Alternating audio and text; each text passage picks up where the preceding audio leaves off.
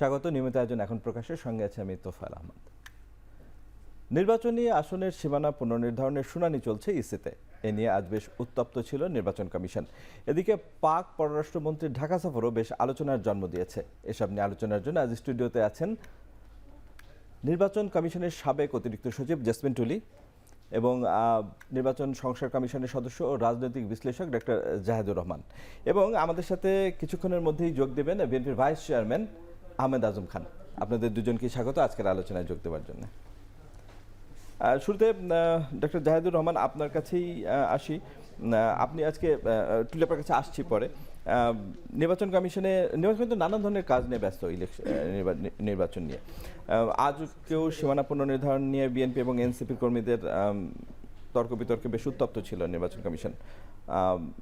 এছাড়া কুমিল্লা, বাগেরহাট, গাজীপুরের আসন পুনর্বিন্যাস নিয়েও সামনের দিনগুলোতে যখন শুনানি হবে, এবং আমরা ইতিমধ্যেই দেখতে পাচ্ছি যে বেশ কিছু উত্তেজনা এইসব আসনগুলো বা এইসব জেলায় যে আসনগুলো আছে সেগুলো যখন আলোচনা হবে বা তার আগে নানান ধরনের দাবি দেওয়া আমরা দেখতে পাচ্ছি। এই যে রেষারেষিপূর্ণ বা যে সংঘাতপূর্ণ ঘটনাগুলো, এগুলো কি আগামী নির্বাচন মানে কি ইঙ্গিত দিচ্ছে যে আগামী নির্বাচন সংঘাতপূর্ণ হতে যাচ্ছে এরকম? মানে যে সংঘাতের পরিস্থিতি হয়েছে সেটা আমার একেবারে মারামারির পর্যায়ে গেছে, এটা হয়তো অপ্রত্যাশিত। কিন্তু যেটা হয়, এই ঘটনাগুলো নিয়ে চিরকালই ডিবেট ছিল। টুলিয়াপা অনেক ভালো বলতে পারবেন এগুলো। ইভেন আমরা আমাদের কমিশন থেকে আলাদা একটা কমিশন করার প্রস্তাব করেছি, পৃথিবীর অনেক দেশে এটা আছে। এখন যেটা হয়েছে, আজম ভাই আছেন যিনি নির্বাচন করবেন, তিনি একটা নির্দিষ্ট এলাকায় তার ক্যাম্পেইন করেছেন, ওই প্ল্যান করে বছরের পর বছর তার পরিকল্পনা সাজিয়েছেন। এখন যদি সেটা লজিক্যালও হয়, ইভেন কারণ আমরা যখন এই ডিলিমিটেশন নিয়ে কাজ করতে গেছি, বাংলাদেশে অবিশ্বাস্য সব ঘটনা আমি আগে জানতাম না, আমি এখানে কাজ করতে গিয়ে জেনেছি। মানে ধরুন 2 লক্ষ থেকে শুরু করে 7 লক্ষ পর্যন্ত কনস্টিটিউয়েন্সিতে সব মানে ভোটারের সংখ্যা আছে। সো এগুলো তো আসলে করা দরকার। যেমন যেটা নিয়ে ঘটনা হলো, সেখানে ব্রাহ্মণবাড়িয়া 2টো সিটের মধ্যে একটাতে অনেক বেশি, সেখান থেকে 3টে ইউনিয়ন আরেকটাতে যুক্ত করার কথা হচ্ছিল। কিন্তু ওই যে হয়, যেটা অসন্তোষ থাকে, ডিবেট থাকে, ঝগড়া বিবাদ থাকে, এবং যেটা হয়েছে একদম অপ্রত্যাশিতভাবে ইলেকশন কমিশনের ভেতরে এই ধরনের ঘটনা ঘটে গেল। এগুলোকে আমি বিচ্ছিন্ন ঘটনা হিসেবে দেখতে চাই। নির্বাচনের পরিস্থিতি যখন আসবে, তখন আমি মনে করি এই ধরনের ঘটনা ঘটার প্রবণতা থাকবে। তখন তো আসলে আরও অনেক বড়, সারা দেশের মধ্যে ঘটবে, এবং নির্বাচন কমিশন, সরকার সবাই মিলে আসলে যদি কিছু দৃষ্টান্তমূলক ব্যবস্থা নেয়, আমি মনে করি এগুলো ঠেকানো যাবে। তবে আমি এবারকার নির্বাচনটা দীর্ঘদিন পর হচ্ছে, এবং আমি প্রায় কথাটা বলি, দীর্ঘদিন স্বৈরাচারী ব্যবস্থার অধীনে থেকে আমাদের নিজেদের মধ্যে এক ধরনের স্বৈরাচারী প্রবণতা তৈরি হয়েছে। আমরা কথ্য ভাষায় বলি না, হাত থাকতে মুখে কি, মানে মুখের যে কথা বলতে হয় ডেমোক্রেসিতে, সেটা থেকে আমরা অনেক সরে এসেছি। আমরা এখন হাত ব্যবহার করা শিখে গেছি। এগুলো কমে আসবে, কিন্তু এই নির্বাচনে খানিকটা চ্যালেঞ্জ আছে। সরকার এবং নির্বাচন কমিশন সিরিয়াস হলে এগুলো মেজর ইস্যু হবে না। ধন্যবাদ ডক্টর জাহেদুর রহমান। ইতিমধ্যে আমাদের সাথে যুক্ত হচ্ছেন বিএনপির ভাইস চেয়ারম্যান আহমেদ আজম খান। আপনাকেও স্বাগত আজকে আমাদের এই আলোচনায় যোগ দেওয়ার জন্য। আহমেদ আজম খান, আমরা আলোচনা করছিলাম আজকে নির্বাচন কমিশনে সীমানা পুনর্নির্ধারণ নিয়ে শুনানি চলছিল। সেখানে আজকে একটা অপ্রীতিকর ঘটনা ঘটেছে, মানে সেটা কি ইঙ্গিত দেয় সে বিষয়ে বলছিলেন ডক্টর জাহেদুর রহমান। যে ভাষায় আক্রমণ হয়েছে, একজনের কর্মীকে আরেকজন গুন্ডা পান্ডা বলছে এবং অন্য পক্ষ ভারতে পাঠিয়ে দেওয়ার কথা বলছে, এ ধরনের রাজনৈতিক শিষ্টাচার নিশ্চয়ই নির্বাচন কমিশনে বসে আমরা আশা করি না। আপনি বিষয়টিকে কিভাবে দেখছেন? ধন্যবাদ আপনাকে, ধন্যবাদ সম্মানিত আলোচক বৃন্দকে, স্বাগতম সম্মানিত দর্শক। আমি দুঃখিত যে রাস্তায় ট্রাফিকের কারণে আমার একটু দেরি হয়ে গেছে।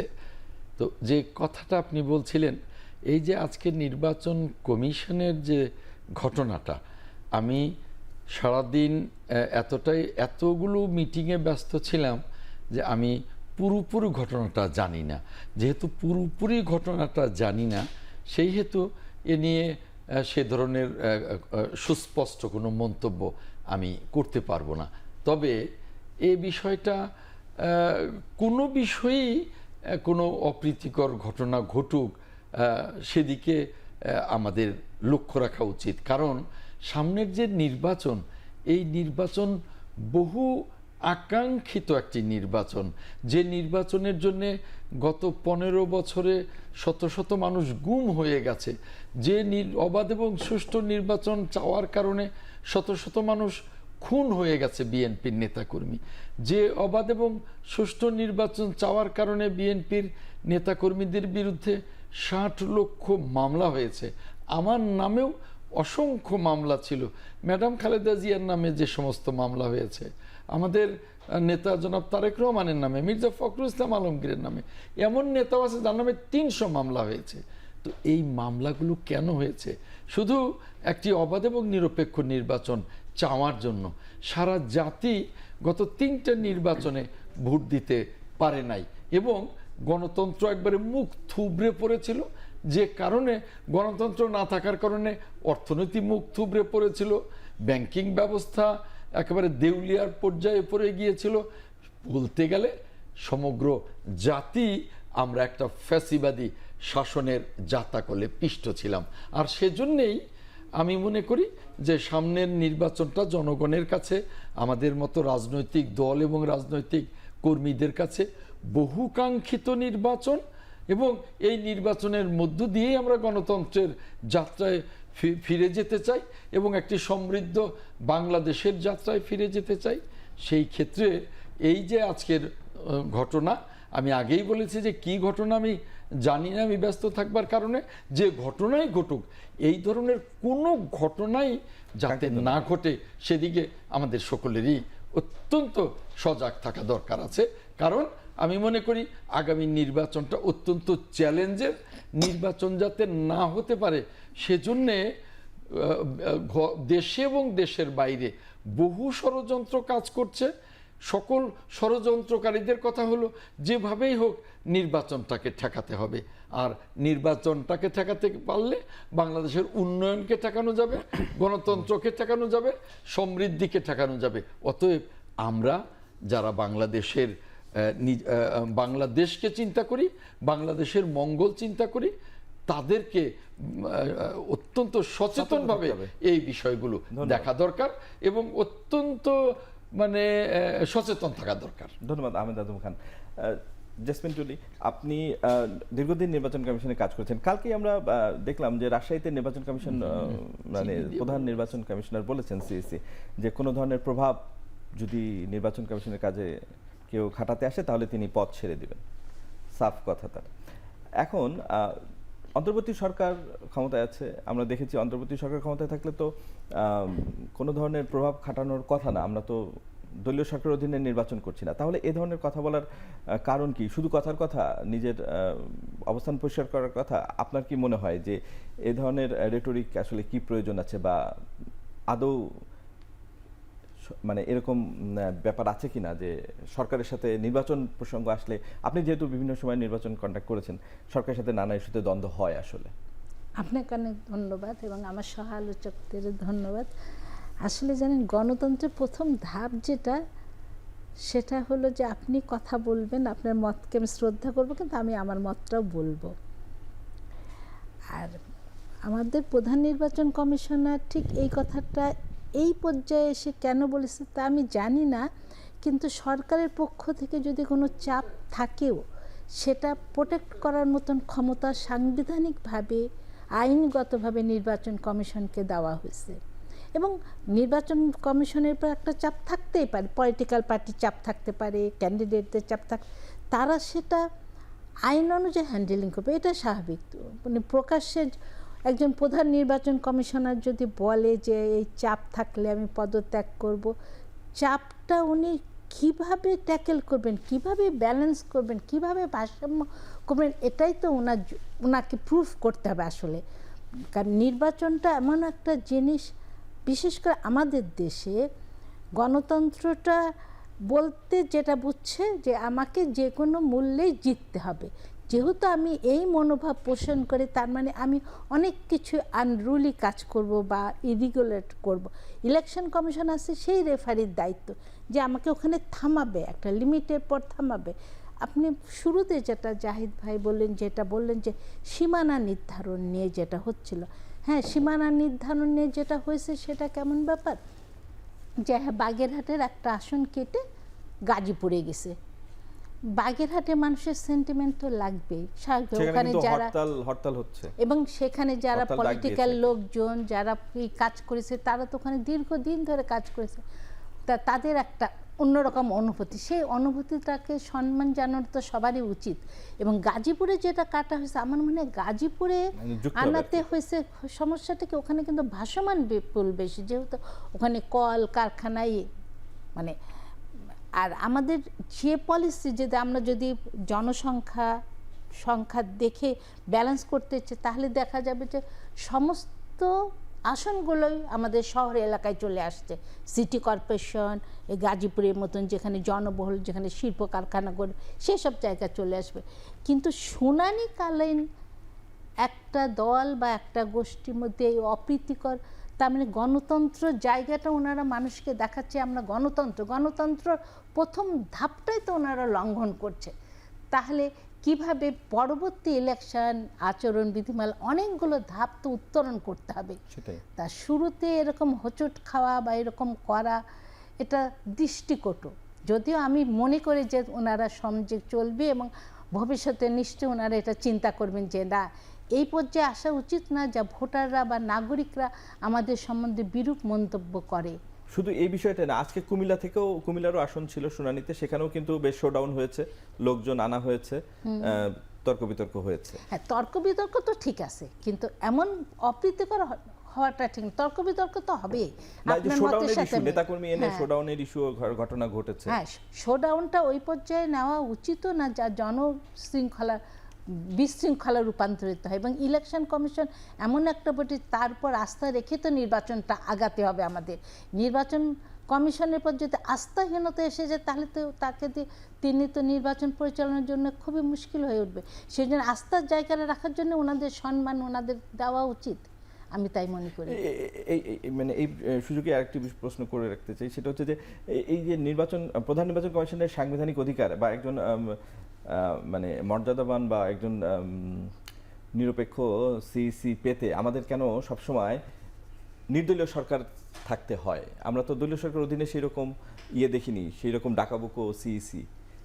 শেষ পর্যন্ত তার পারফরমেন্স বিচার করতে হচ্ছে তত্ত্বাবধায়ক বা নির্দলীয় সরকারের অধীনে। আচ্ছা, আপনার এই প্রশ্ন, মানে একটা ভালো সিইসি পেতে গেলে আমাদের একটা নিরপেক্ষ সরকার লাগে। আচ্ছা, আমি কি আপনাকে এই উত্তরটা এখন দিব? হ্যাঁ। আচ্ছা, দেখেন, আসলে স্বাধীনতাটা মানে কি? স্বাধীনতাটা মানে কিন্তু অনেকগুলো জিনিস নেই, যে কাঠামোগত স্বাধীনতা থাকতে হবে, তার কার্যগত স্বাধীনতা থাকতে হবে, তারপরে তার যেটা থাকতে হবে যে আচরণগত স্বাধীনতা থাকতে হবে। আচরণগত স্বাধীনতায় এসে আর্থিক স্বাধীনতা থাকতে হবে। সবকটা স্বাধীনতা। ইলেকশন কমিশন আগে যখন প্রেসিডেন্সিয়াল ইলেকশন পদ্ধতি ছিল, ইলেকশন কমিশন কিন্তু তখন রাষ্ট্রপতির কার্যালয়ের অধীনে ছিল। তারপর যখন পার্লামেন্টারি সিস্টেম আসলো, তখন প্রধানমন্ত্রীর কার্যালয়ের সাথে আসলো। তারপরে একসময় কিন্তু কোনো কার্যালয়ের অধীনে না, নির্বাচন কমিশন নিজের মতন, তার মানে তার কাঠামোগত স্বাধীনতা আছে, আর্থিক স্বাধীনতা মোটামুটি আছে। না হলে দেখেন হাজার হাজার কোটি টাকা ইভিএম, তারা মনে করছে ইভিএম ব্যবহার করবে, সেটা ছুঁড়ে ফেলে দিয়েছে, তাতে ওখানেও কিন্তু আর্থিক স্বাধীনতা তাদের আছে। তারপর কার্য করারও স্বাধীন, কিন্তু স্বাধীন চিন্তা চেতনার স্বাধীনতা কিন্তু আমাদের দেশে ঠিক ওইভাবে আমরা সিলেক্ট করে আনতে পারি না। সেই জন্য হয় কি, যখন দলীয় সরকার থাকে, যেহেতু যে ব্যক্তি স্বাধীনভাবে চিন্তা করতেই পারে না, তার কাছ থেকে আপনি স্বাধীনতা আশা করা ঠিক হবে না। যে স্বাধীনভাবে কাজ করা, দলীয় সরকারের অধীনে কি হয়, একটা প্রভাবিত হয়ে পড়ে তারা হয়তো ওইটা উত্তরণ করার মতো ওই সাহস, ওই মনোবল তাদের থাকে না। কিন্তু অন্তর্বর্তী সরকার অথবা কেয়ারটেকার সম্ভারের সময় তখন আরেকটা যেটা হয় যে তারা নিরপেক্ষভাবে করলে অন্তর্বর্তী সরকার তাদের হস্তক্ষেপ করেনি, কিন্তু দলীয় সরকারের সময় হস্তক্ষেপ যেটা হয় সেটা তারা নিতে পারে না, সেটা তারা প্রভাবিত হয়ে যায়। আর আরেকটা হয় প্রশাসন এবং পুলিশ। আসলে তো নির্বাচন কমিশন নিজে সরাসরি মাঠ পর্যায়ে কাজ করে, সেখানে প্রশাসন এবং পুলিশ এবং পোলিং পার্সোনেল করে। যখন কোনো ইলেকশন কেয়ারটেকারের আন্ডারে হয় এবং খুব ভালো দুটো দল মুখামুখি ইলেকশন করে, তখন কিন্তু প্রশাসন পুলিশ বুঝে উঠতে পারে না আসলে যে কোন দল ক্ষমতায় যাচ্ছে, তারা তখন নিরপেক্ষ হতে বাধ্য হয়। কিন্তু আমি যখনই জানবো যে হ্যাঁ এই দল ক্ষমতায় যাওয়ার পক্ষে, তখন কিন্তু তাদেরকেও যদি প্রেশার নাও দেয়, তবু তারা মানসিকভাবে এই পারে।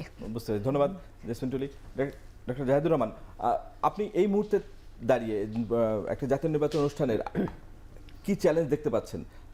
মানে আপনি তো বলছেন যে হয়তো নির্বাচন আসলে সব ঠিকঠাক হয়ে যাবে, এখনকার চাপানুতান বা অন্যান্য যেসব উত্তেজনা সেগুলো হয়তো কমে আসবে, কিন্তু এর বাইরেও তো অনেক চ্যালেঞ্জ, নিশ্চয় চ্যালেঞ্জ আছে। আর একটা জিনিস আমি একটু যোগ করতে চাই আপনার সাথে, সেটা হলো এমনকি প্রশংসিত নির্বাচন কমিশনও আমাদের দেশের স্ট্রাকচারটাই এরকম যে দলীয় সরকারের অধীনে একবার জাতীয় নির্বাচন ভালো করেছেন, আমরা রোফ কমিশনের কথা যদি বলি, 91 দারুণ জাতীয় নির্বাচন করেছেন, বাংলাদেশের শ্রেষ্ঠ নির্বাচনগুলোর একটা, তারাই একটা উপনির্বাচন করতে গিয়ে কিন্তু পারেননি, কারণ সরকার তাকে সাহায্য করেনি। আমরা হয়তো ভিজিবল হয়ে ওঠেনি তারা কতটুকু ফাইট করেছেন। আবার আরেকটা ঘটনা হচ্ছে শামসুল হুদা কমিশন, নারায়ণগঞ্জের নির্বাচনে, সিটি কর্পোরেশন নির্বাচনে একটা গুরুত্বপূর্ণ বিষয়, সেটা হচ্ছে মিলিটারি ডিপ্লয় করা নিয়ে তারা সিদ্ধান্ত নিয়েছেন, সরকার শোনে নাই, শুনছিল না। তবে তাদের সেই শক্তিটা ছিল। আমি ব্রিগেডিয়ার শাখাওয়াত, এখন যিনি উপদেষ্টা আছেন, তিনি একটা ইন্টারভিউতে বলেছিলেন যে তারা ইভেন রিজাইন করার মতো, ওই যে আপা যেটা বলছিলেন, উইচ ইজ ভেরি ইম্পর্টেন্ট, আপনাকে আগে ফাইট করতে হবে, ফাইট ভিজিবল করতে না পারলে কিন্তু অন্তত রিজাইন করা যায়, রিজাইন করার মাধ্যমে একটা বার্তা দেওয়া যায় এবং আপনার জাতিকে যদি জানান যে আমি এই কারণে রিজাইন করেছি, এটাও চাপ তৈরি করবে। আচ্ছা, এখন এবারকার নির্বাচন নিয়ে আমার কাছে প্রধান চ্যালেঞ্জ যেটা মনে হচ্ছে সেটা হলো নির্বাচন খুব সহজ না বাংলাদেশে, আর এবারকার নির্বাচন আমার কাছে মনে হয় বেশ সংঘাতপূর্ণ হওয়ার সম্ভাবনা আছে। কেন বলছি? বিএনপি আছে একক বড় দল হিসেবে, অন্যান্য দলও যারা এখন বলছে নির্বাচনে যাব কি যাব না, এটাও চ্যালেঞ্জ, কিন্তু আমি মনে করি তারা নির্বাচনে আসবে, এটা ধরে নিয়ে এই কথা বলছি। আমার ধারণা বিএনপির প্রচুর স্বতন্ত্র ক্যান্ডিডেট এবার হবে। মানে বিএনপির ঘটনাচক্রে 3টে ইলেকশনে কিন্তু সেই অর্থে কেউ এমপি হতে পারেননি, ফলে একটা মানে জমে গেছে অনেকেই, সুতরাং নমিনেশন না পেলে অনেকেই স্বতন্ত্র হয়ে উঠতে পারেন, ফলে পারস্পরিক যে সংঘাতের সম্ভাবনা সেটা আছে। আপা যেটা বললেন যে কে জিতবে সেটা এখন দল হিসাবে না হয় মেনে নিল বিএনপি জিততে পারে, কিন্তু যদি বিএনপির মধ্যে দুই ক্যান্ডিডেটের মধ্যে সমস্যা, আর অ্যাবভ অল যেটা সবচেয়ে জরুরি, আমাদের পুলিশের যে অবস্থা হয়েছে 5 আগস্ট পরবর্তী সময়ে, এই পুলিশের আসলে ফুল কনফিডেন্স খুব অল্প সময়েও ফিরে আসবে না। কেউ বলেন পুলিশের কনফিডেন্স ফিরে আসেনি তো নির্বাচনকে অপেক্ষা করবো, তাহলে 5-7 বছর অপেক্ষা করতে হবে, আমরা সেটা করবো না। সো নিরাপত্তা বা আইন শৃঙ্খলা রক্ষা একটা বড় চ্যালেঞ্জ। তার সাথে আমি যোগ করতে চাই, এই সরকারের কিন্তু একটা বেঞ্চমার্ক তৈরি করতে হবে, আর সব নির্বাচন কমিশন যেভাবে কাজ করেছে সেভাবে করলেও চলবে না। টুলিয়াপা অনেক নির্বাচনের সাক্ষী আছেন, আমি মনে করি যে তার চাইতেও ভালো হওয়া উচিত। যেমন ধরুন নির্বাচনী আচরণবিধি লঙ্ঘন, এসব ক্ষেত্রে খুবই টাফ কিছু সিদ্ধান্ত আমরা দেখতে চাই, যে তারা দেখাবেন যে আমরা আসলে নির্বাচনগুলো এভাবে নিচ্ছি। তার এর বাইরেও প্রার্থিতার ব্যাপারে, হলফনামার ব্যাপারে তাদের এরকম বেশ কিছু পদক্ষেপ তারা যদি দেখাতে পারেন, কারণ এই সরকার প্রধান উপদেষ্টা ঘোষণা করেছেন যে শ্রেষ্ঠতম নির্বাচনটা হচ্ছে। সো এগুলো একটু কেয়ারফুল থাকতে হবে। প্রধান চ্যালেঞ্জ আমি আবারও বলছি সেটা হচ্ছে সংঘাতের সম্ভাবনা। একটা হলো যারা পার্টিসিপেট করবে তাদের সংঘাত, এবং আমি ধারণা করি খুব মেজর না হলেও আওয়ামী লীগ প্রভাবিত এলাকাগুলোতে আওয়ামী লীগ যেহেতু তারা নির্বাচনে আসতে পারছে না, তারা এক ধরনের সংঘাত তৈরির চেষ্টা করবে। ধন্যবাদ এটাই প্রধান চ্যালেঞ্জ। ডক্টর জাহিদুর রহমান। আমাদের একটা বিরতি নেওয়ার সময় হয়েছে, বিরতি পরে আমরা আরও আলোচনা করবো। দর্শক, আমরা একটা বিরতিতে আছি, আমাদের সাথে থাকুন।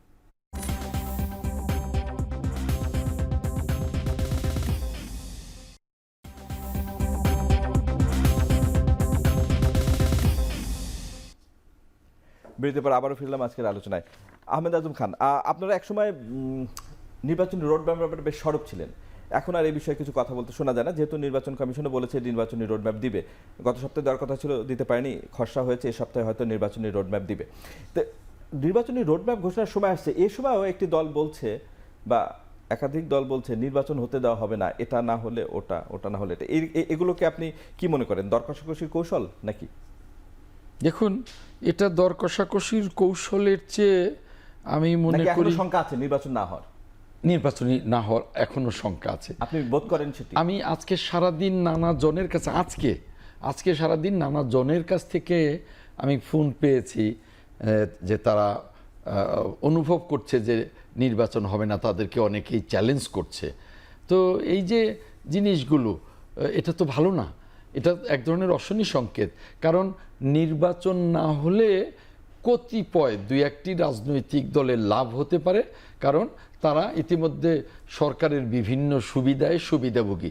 কিন্তু নির্বাচন না হলে পুরো জাতি ক্ষতিগ্রস্ত হবে, গণতন্ত্র ক্ষতিগ্রস্ত হবে, অর্থনীতি ক্ষতিগ্রস্ত হবে। কাজেই এই ধরনের কর্মকাণ্ড অত্যন্ত অশনি সংকেত রাষ্ট্রের জন্যে।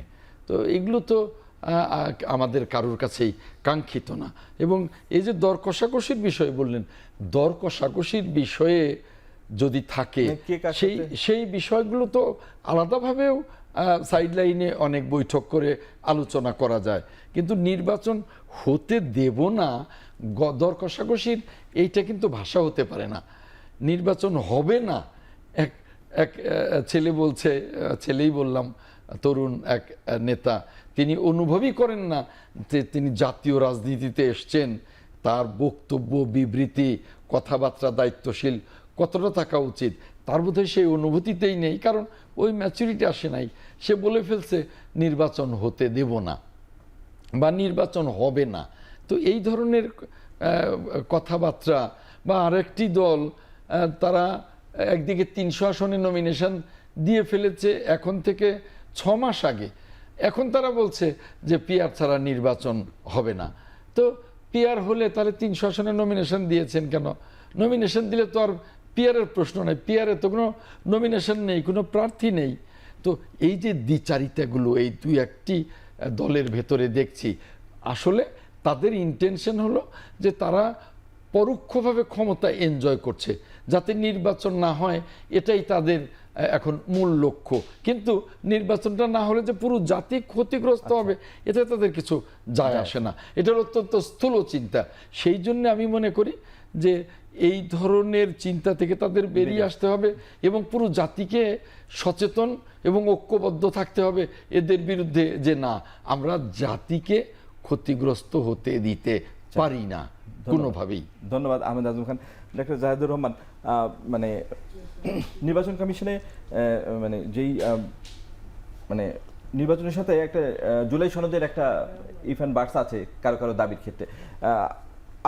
আপনি একটি কমিশনে ছিলেন, সেগুলো কম্পাইলেশন হচ্ছে জুলাই সনদের ভিতরে, কিন্তু ইদানিং কার্যক্রমটা খানিকটা স্থিমিত। যেখানে আমাদের জুলাইয়ের ভিতর জুলাই সনদ পাওয়ার কথা ছিল, সেখানে এটা আগস্ট মানে শেষের দিকে।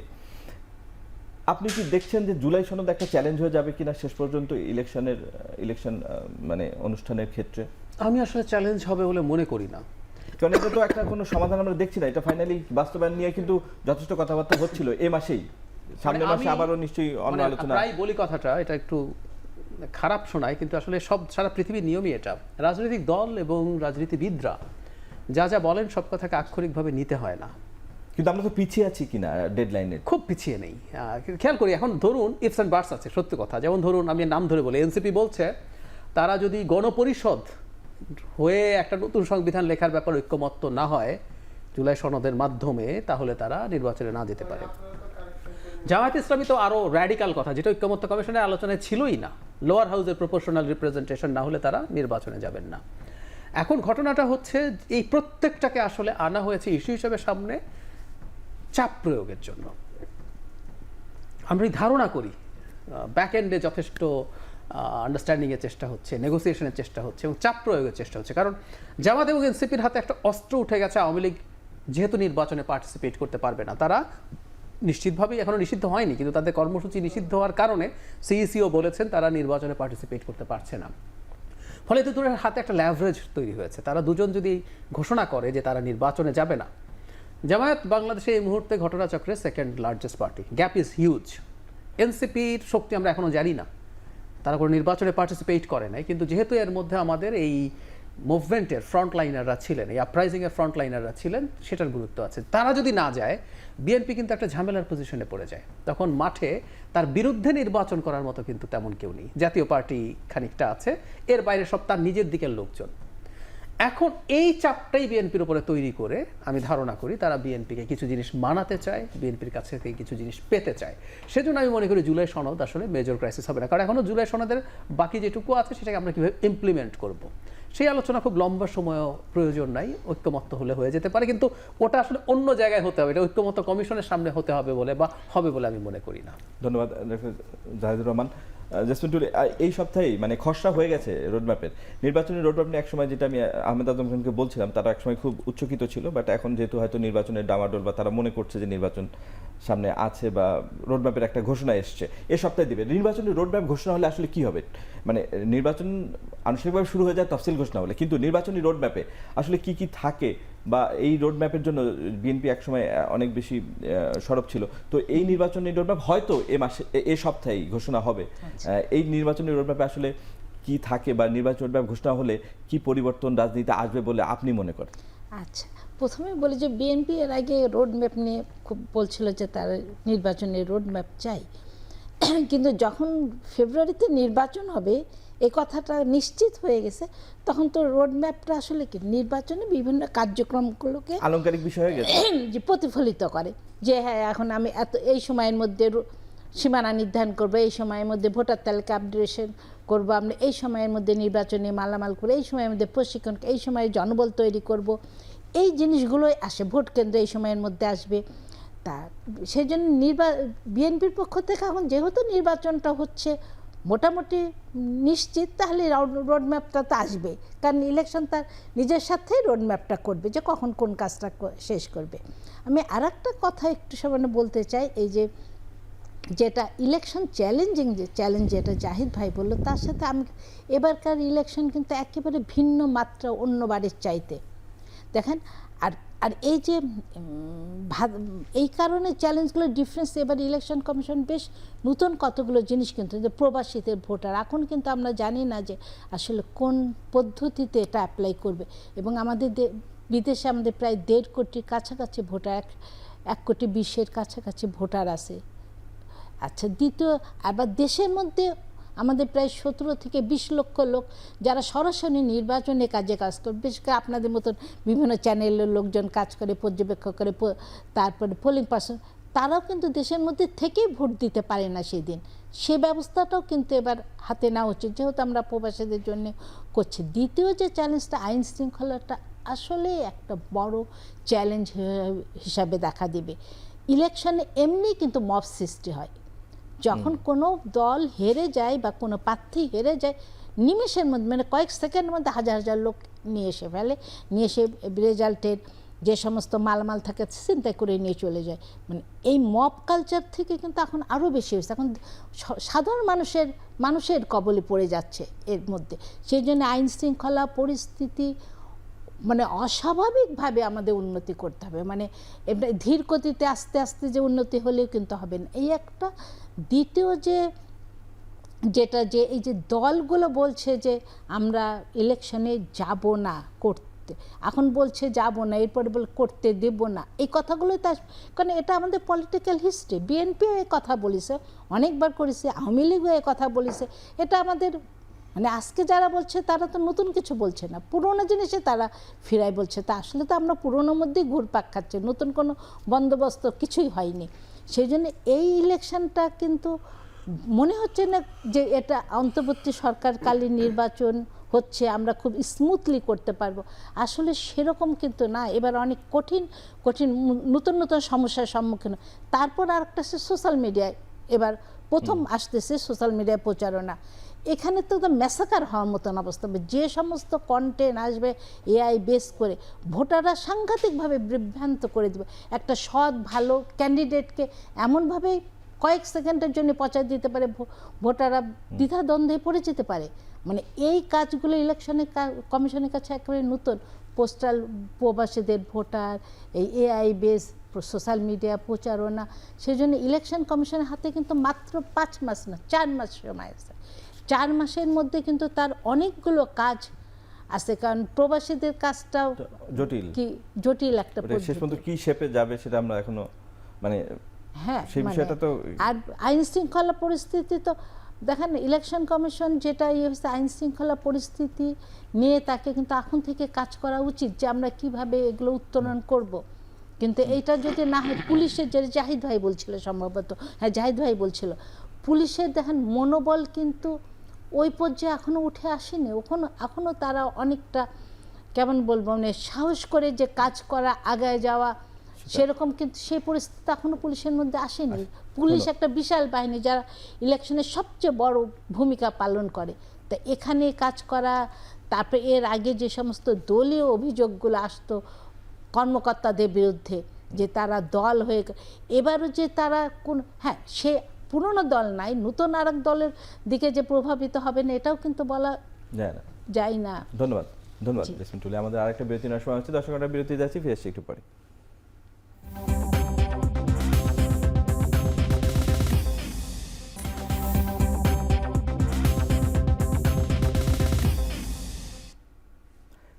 বিরতির পর আবারও ফিরলাম আজকের আলোচনায়। গত পর্বে আপার কাছ থেকে শেষ করেছিলাম, আবারও আপার কাছ থেকে শুরু করি। যে পুরোপুরি প্রাসঙ্গিক না হলেও আমাদের ছাত্র সংসদ নির্বাচন চলছে কতগুলো বিশ্ববিদ্যালয়ে, মানে সবচেয়ে কাছাকাছি নির্বাচন আছে ঢাকা বিশ্ববিদ্যালয়ে। নির্বাচন পরিচালনাকারী কর্তৃপক্ষ আলাদা, কিন্তু টেস্ট কেস হিসেবে মানে ডাকসু নির্বাচন কেমন হবে, বা এখানে আপনি যেটি একটু আগে বলছিলেন যে এআই বা সাইবার বুলিংয়ের ইস্যুগুলো, এগুলো কিন্তু অলরেডি রেইজ হয়েছে ডাকসু নির্বাচনে। এগুলো কিন্তু জাতীয় নির্বাচনে হতে পারে, যেটা আপনি একটু আগে সংখ্যা প্রকাশ করছিলেন। ডাকসু নির্বাচনে যেটি বলছিলাম যে হয়তো কর্তৃপক্ষ আলাদা, কারণ নির্বাচন কমিশন করবে আর এখানে করবে ঢাকা বিশ্ববিদ্যালয়ের শিক্ষকরা বা রিটার্নিং কর্মকর্তারা, কিন্তু এই ছাত্র সংসদ নির্বাচনগুলো আমাদের কি ধারণা দিতে পারবে কিনা যে আসলে আমাদের জাতীয় নির্বাচন কেমন হবে? কেননা এখানেও তো সেই সমর্থিত বিভিন্ন ছাত্র সংগঠন, যেগুলো আবার বড় দলগুলোর সহযোগী সংগঠন, তাদের সমর্থিত প্যানেলগুলো লড়ছে। তো এইসব নির্বাচনগুলো থেকে জাতীয় নির্বাচন কেমন হবে সেইটার মানে একটা রেশ আমরা পাবো কিনা, আপনি কি মনে করেন? আমার কাছে মনে হয় যে ইউনিভার্সিটির যেসব নির্বাচনগুলো হয় তা ঠিক জাতীয় নির্বাচনের প্রতিফলন অথবা জাতীয় আমি রেজাল্টের ক্ষেত্রে বলছি না, কিন্তু অনিয়মগুলোর কথা বলছি। এইখানে যেমন হচ্ছে, নির্বাচনী আচরণবিধি লঙ্ঘন হচ্ছে, কেউ দেখছে না। মানে আসলে আমাদের দেশে ইউনিভার্সিটিগুলোর সাথে না, শুধু সব নির্বাচনের সাথে, আপনি চলচ্চিত্র নির্বাচন মনে আছে, ওরা গেজেট যে কোনো ব্যবসায়িক সংগঠনের নির্বাচন মানে ম্যাল প্র্যাকটিসের একটা, সব নির্বাচনে 3M কাজ করে, মানি মাসেল এবং ম্যাল প্র্যাকটিস। আচ্ছা, মানে সেই জন্য ওখানে হচ্ছে, কারণ আমরা আর এই যে ছাত্ররা মধ্যে আলাদা তো নাই, সেই একই দেশের মানুষ, একই নেচার, একই মানসিকতা, আমরা একই ধরনের চিন্তা, ফলকে নিজের দিকে টেনে আনার যে, হ্যাঁ ওখানেও হবে। জাতীয় নির্বাচনে আমরা আশা করব যে এবার অন্ততপক্ষে আমরা 15 বছর 16 বছর যেসব দেখছি সেইগুলো অন্ততপক্ষে পুনরাবৃত্তি, হয়তো নতুন কিছু আবার আসবে, কিন্তু আমরা আশা করব যে জাতীয় নির্বাচন, ঢাকা ভার্সিটির নির্বাচন আমার কাছে মনে হচ্ছে কেন জানি ভালো হবে। আমার কাছে, আমি খুবই আশাবাদী যে না, অন্তত এখানে ভালো হবে, এবং সেইটা যদি ভালো হয় তাহলে আমরা জাতীয় নির্বাচন আরো ভালো হবে সেটাই আশা করব। ধন্যবাদ আপা। ডক্টর জাহিদুর রহমান, আমরা একটু প্রসঙ্গ পরিবর্তন করি। আমরা শুরুতে বলছিলাম যে দুদিনের সফরে পাক পররাষ্ট্রমন্ত্রী ঢাকা সফর করে মধ্যরাতেই উনি ইসলামাবাদের উদ্দেশ্যে রওনা দেবেন। এই সফরে বেশ কিছু আলোচনার জন্ম দিয়েছে তার একটি বক্তব্য, বিশেষ করে বাংলাদেশ এবং পাকিস্তানের অমীমাংসিত ইস্যু ব্যাপারে কথা উঠেছিল। সেখানে বলা হয়েছে যে বাংলাদেশ এবং ভারতের মধ্যে আর কোনো অমীমাংসিত বিষয় নেই, দুইবার এই বিষয়টি সমাধান হয়েছে। আপনি এই বিষয়টি কিভাবে দেখছেন? দুইবার বলতে 74 সালের চুক্তি এবং পারভেজ মোশাররফ যখন বাংলাদেশে সফর আসে তখন, এবং আমাদের মানে যদি কোট আনকোট করা যায়, বলা হয়েছে যে দিল পরিষ্কার বা হৃদয় পরিষ্কার করে সামনের দিকে এগোলে হয়তো আমরা সম্পর্ক এগিয়ে নিতে পারবো। এই বিষয়ে আপনার মন্তব্য জানতে চাই। আমার পরের বাক্যটা আমি খেয়াল করেছি এবং এটা আমার কাছে বেশি অফেন্সিভ মনে হয়েছে। মানে আমাদের সমস্যা এটা এখন, মানে ওনারা করেছেন আমাদের দিল পরিষ্কার করতে হবে। দেখুন, দুবারই যখন হয়েছে, 74-এ যেটা হলো বা 2000-এ পারভেজ মোশাররফ যা করেছেন, এগুলো কোনোটা আসলে ঠিক পাকিস্তানের অফিসিয়াল কোনো স্টেটমেন্ট না। একটা প্রেসিডেন্ট তার ব্যক্তিগত মতামত দিতে পারেন, সেটা যদি অফিসিয়াল হয় সেটার একটা ধরন আছে। যেমন জাপান তার কোরিয়াতে তার যে দ্বিতীয় বিশ্বযুদ্ধ সময়কার পাপ ছিল সেটা নিয়ে একদম অফিসিয়াল যেভাবে চেয়েছে, আমাদের ঠিক সেই রকম ঘটনা ঘটতে হবে, সোজা সাপটা কথা। এর বাইরে কিছু হলে আমরা গ্রহণ করবো না। এবং আমার কাছে খুবই দুঃখজনক লাগলো, পাকিস্তান একটা কৌশলগত ভুল করছে। মানে ভারতের সাথে এই মুহূর্তে যে সংকট, পাকিস্তানের সাথে আমাদের সম্পর্ক চালিয়ে যাওয়া আমাদের জন্য কৌশলগতভাবে ভালো এবং পাকিস্তানের জন্য কৌশলগতভাবে ভালো। সো এটা খুবই রাইট টাইম ছিল এই জিনিসগুলোর প্রতি অন্তত এই ধরনের নেগেটিভ অ্যাটিটিউড না দেখার। উনি কনসিডার করার কথা বলতে পারতেন, তিনি গিয়ে কথা বলবেন বলতে পারতেন, তিনি জাস্ট নাকচ করে চলে গেলেন। এবং তার মন্তব্যকে আমরা একটু সিরিয়াসলি নেব। উনি শুধু পররাষ্ট্রমন্ত্রী নন, উনি উপপ্রধানমন্ত্রী, উনি এর আগে অর্থমন্ত্রী ছিলেন, তিনি সেনেটের প্রেসিডেন্ট, তিনি এর আগে সেনেটের বিরোধী দলীয় নেতা ছিলেন। সো ওনার প্রোফাইল ইজ ভেরি হাই। সুতরাং সরকারের জায়গা থেকে তিনি এটাকে যেভাবে শক্তভাবে কঠোরভাবে বলে গেলেন, আমি এটাকে আমাদের এই সম্পর্ক, আমি কিন্তু ব্যক্তিগতভাবে চাই পাকিস্তানের সাথে সম্পর্ক খুব ভালোভাবে আমাদের উন্নত হোক, বাইল্যাটারাল স্বার্থের ভিত্তিতে। মানে এটা এই কারণে, ভারতের কারণে শেখ হাসিনার সময়ে বাংলাদেশ কার সাথে বন্ধু হবে কার সাথে শত্রু হবে ওটা ভারত নির্ধারণ করে দিত, এবং শেখ হাসিনা ক্ষমতায় থাকার বিনিময়ে আমাদের পররাষ্ট্রনীতির যে স্ট্র্যাটেজিক ইন্ডিপেন্ডেন্স বা সভারেন্টি এটা একদম বিকিয়ে দিয়েছিলেন। সুতরাং আমরা পাকিস্তানের সাথে, ভারতের সাথে তো চাই, পাকিস্তান চায় না, যার সাথে আমার যে ধরনের সম্পর্ক দরকার সেটা রাখবো। খেয়াল করুন, পাকিস্তানের সাথে আমাদের সরাসরি জাহাজ যোগাযোগ শুরু হয়েছে, এটা নিয়ে ভারতে হাই রব পড়ল। এর আগে নন ট্যারিফ ব্যারিয়ার দিয়ে এটা বন্ধ করে রাখা হয়েছিল। আমরা আমাদের আর্টিলারি শেল কিনবো পাকিস্তানের কাছ থেকে, এটা নিয়েও তাদের তীব্র আপত্তি। হতে পারে না এগুলো। ভারতের সিকিউরিটিতে আমরা কোনো রকম কোনো ডিসরাপশন না করে আমরা কার সাথে ব্যবসা করব, কি ব্যবসা করব, কার কাছ থেকে অস্ত্র কিনবো, গোলা কিনবো, এটা কিন্তু প্রমাণ করতে হবে। এবং ভবিষ্যতের ভারতকে বাংলাদেশের সাথে সম্পর্ক তৈরির ক্ষেত্রে বুঝতে হবে শেখ হাসিনার ক্ষমতায় নাই। শেখ হাসিনার বাদ দেই, বিএনপি যদি ক্ষমতা আসে কাগজে কলমে বলে, শেখ হাসিনা যা করেছেন তার হাফও না, 1/4 যদি করার চেষ্টা করে ভারতের সাথে স্লেভারির দিক থেকে, ওনারা ক্ষমতায় থাকবেন না। বাংলাদেশে ফরএভার এই রাজনীতি শেষ হয়ে গেছে এবং ভারতকে এই বাস্তবতা মেনে একটা সভরেন কান্ট্রির মতো আমরা চেয়েছিলাম পাকিস্তানের সাথে আশা করি এগিয়েও যাবে, কিন্তু তাদের এই অ্যাটিটিউডটা তাদের রিকনসিডার করা দরকার। ধন্যবাদ ডক্টর জাহিদুর রহমান। আহমেদ আজম খান, অনেকেই আশা করছিলেন আসলে পাকিস্তানের সাথে তো দীর্ঘদিন 13 বছর পরে আসলেন পাকিস্তানের কোনো পররাষ্ট্রমন্ত্রী, কিন্তু উনি যা বলে গেলেন তাতে অনেকেই আহত হয়েছেন। ডক্টর জাহিদুর রহমান তো আহত হয়েছেনই, তিনি সেটা বললেনও। আপনি বিষয়টিকে কিভাবে দেখছেন যে ভারত মানে পাকিস্তান এবং বাংলাদেশের সাথে কোনো অমীমাংসিত বিষয় নেই যেটি বলে গেলেন ইসাক দার, আপনিও কি তাই মনে করেন, বা মানে বিষয়টিকে আপনি কিভাবে দেখছেন? দেখুন, ডক্টর জাহিদ খুব যথার্থ বলেছেন। আমি ডক্টর জাহিদের কথাগুলো মনোযোগ দিয়ে শুনেছি। আমার আলোচনা তার বাইরে হবে না। আমি মনে করি যে এই বাইলেটারাল ইস্যু যে পাকিস্তানের এই যে মনোভাব, এটার পরিবর্তন হওয়া উচিত। যদি পরিবর্তন না হয়, ভারতের যে মনোভাব, পাকিস্তানেরও একই মনোভাব যদি হয় বাংলাদেশ প্রশ্নে, তাহলে ভারতের সাথে আজকে বাংলাদেশের যে সম্পর্ক, আমরা যতই চেষ্টা করি পারস্পরিক শ্রদ্ধা বোধের মাধ্যমে সম্পর্ক করতে, ভারত ততই পিছিয়ে যায়। যে না, ভারত চাইবে একক সম্পর্ক, আমাদের উপরে চাপিয়ে দেয়া সম্পর্ক। পাকিস্তানও যদি তাই করে, তাহলে ওই যে জাহেদ যেটা বলেছে, এখন কিন্তু আওয়ামী লীগ ক্ষমতায় নেই এবং সামনে যদি বিএনপি ক্ষমতায় আসে, বিএনপি এর বাইরে, এখনকার যে পলিসি এর বাইরে যাবে না। অর্থাৎ কোনো নতজানু পররাষ্ট্র নীতিতে বিএনপি যাবে না, স্পষ্ট কথা। গেলে পরিণাম কি হবে সেটা তো স্পষ্টই জাহেদ বলে দিল। কারণ এটাই 5ই অগাস্টের ছাত্র গণ অভ্যুত্থানের এটাও কিন্তু একটা গুণগত পরিবর্তন আমি মনে করি, বা আমরা সকলে মনে করি। অতএব বাংলাদেশ, ভারত আসুক, পাকিস্তান আসুক, বা অন্য কোনো রাষ্ট্র আসুক, আমাদের পারস্পরিক শ্রদ্ধার মধ্য দিয়েই সম্পর্ক গড়তে হবে। ওইভাবে চাপ দিয়ে আর সম্পর্ক করা যাবে না।